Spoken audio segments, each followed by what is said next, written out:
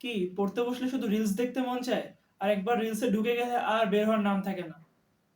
আজকের ভিডিওটা তোমার জন্য, যেটার মাধ্যমে তুমি একটা কম্পিউটারের অ্যালার্ম সিস্টেম বানাবা, যেটা দিয়ে তুমি 5 মিনিট 10 মিনিট একটা অ্যালার্ম সেট করবা এবং রিলস দেখো বা যাই করো তুমি নির্দিষ্ট সময় তোমাকে জাগিয়ে দিবে এবং তুমি তারপরে আবার তোমার পড়াশোনা শুরু করতে পারবে। তো চলো কম্পিউটার স্ক্রিনে চলে যাই। আশা করি তোমরা ডিসপ্লে দেখতে পাচ্ছ।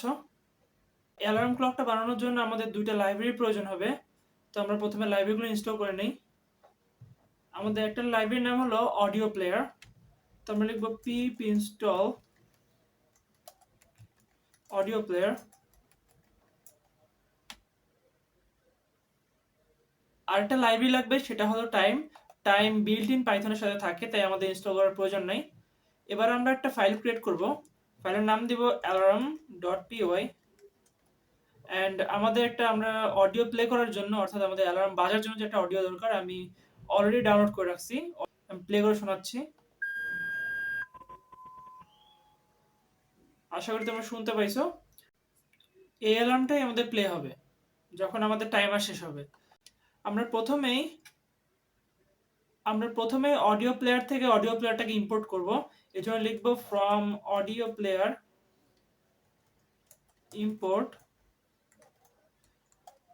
Import audio player. এন্ড আমরা ইম্পোর্ট করব টাইমকে।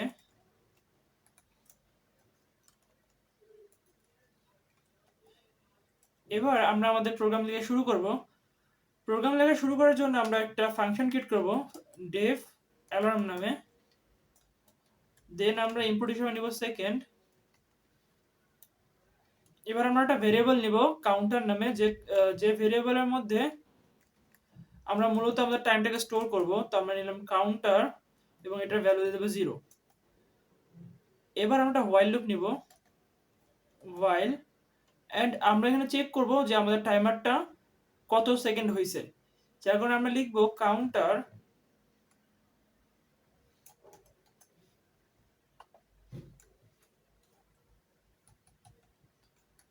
কাউন্টার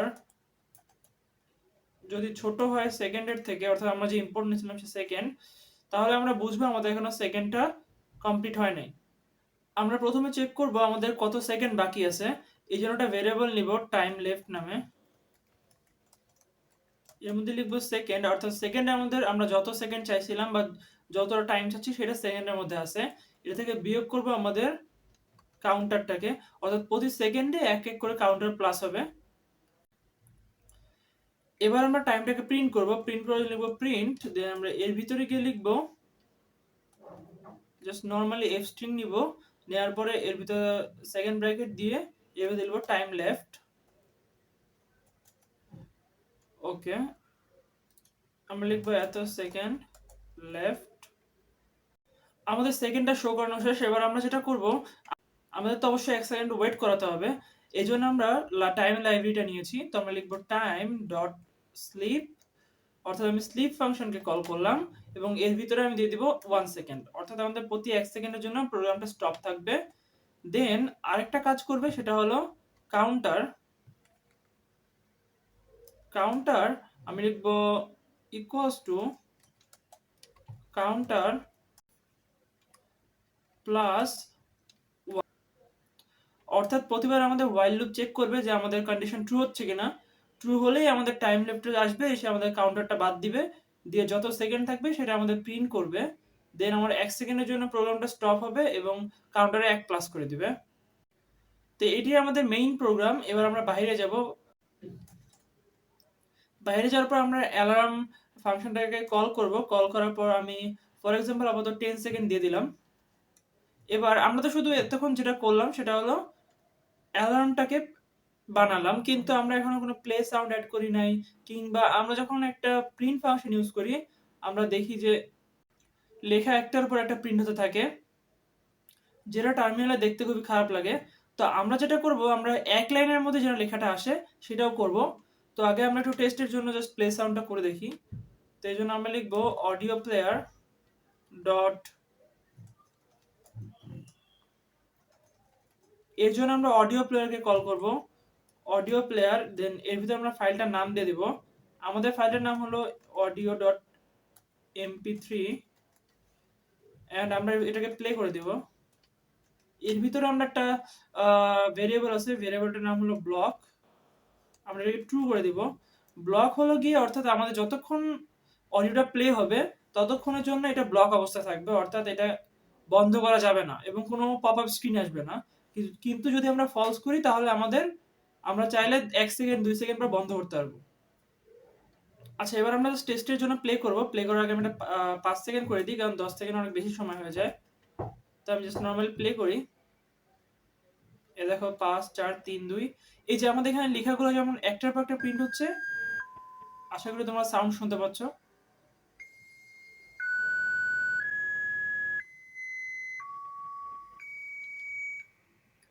তো এই যে আমাদের একটার পর একটা সেকেন্ডে প্লে হলো, আমরা এরকম চাচ্ছি না।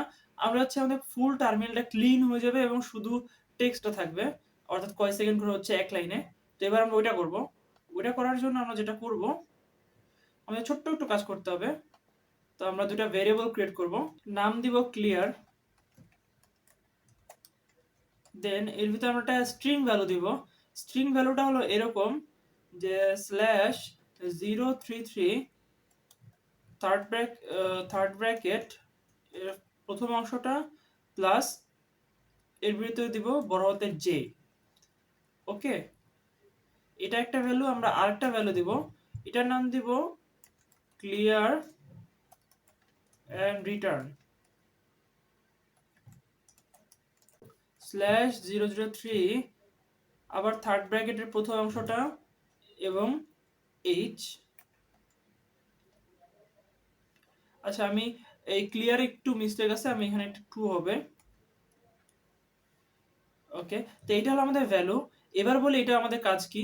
এই যে স্ট্রিং ভ্যালুটা আছে, এই স্ট্রিং ভ্যালুটা আমাদের ক্লিয়ার করে দিবে পুরো টার্মিনালকে, এবং এই দ্বিতীয় যে রিটার্ন ভ্যালুটা আছে এটা আমাদের একই লাইনে সবকিছু প্রিন্ট করতে সাহায্য করবে। প্রথমে আমরা টেস্ট করি। টেস্ট করার জন্য আমরা প্রথমে এখানে প্রিন্ট ফাংশন ইউজ করি।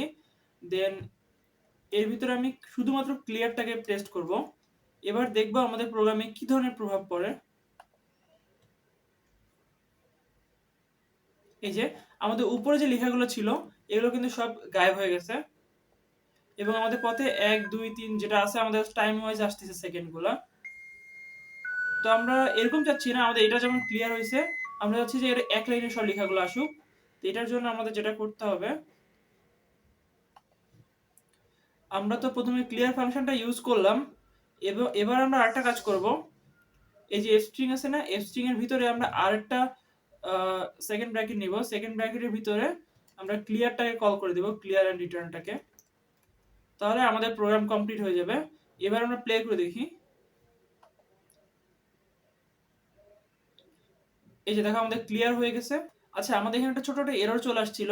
সেটা হলো আমাদের ক্লিন এন্ড রিটার্নের মধ্যে এই যে ভ্যালুটা আছে এটা /033 হবে। এবার আমরা প্রোগ্রামটা প্লে করি। এই যে দেখো আমাদের লেখা গায়েব হয়ে গেছে এবং দেখো সব এক লাইনে আসতেছে। এই যে আমাদের সাউন্ড প্লে হয়ে গেছে এবং নির্দিষ্ট সময় পর এটা বন্ধ হয়ে যাবে।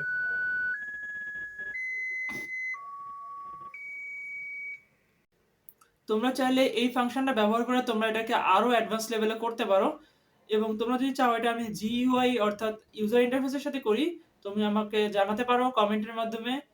তো আজকে ভিডিওটা যদি তোমাদের কাছে ভালো লেগে থাকে সাবস্ক্রাইব করিও, সাবস্ক্রাইব করে পাশে থেকো। ধন্যবাদ। আসসালামু আলাইকুম।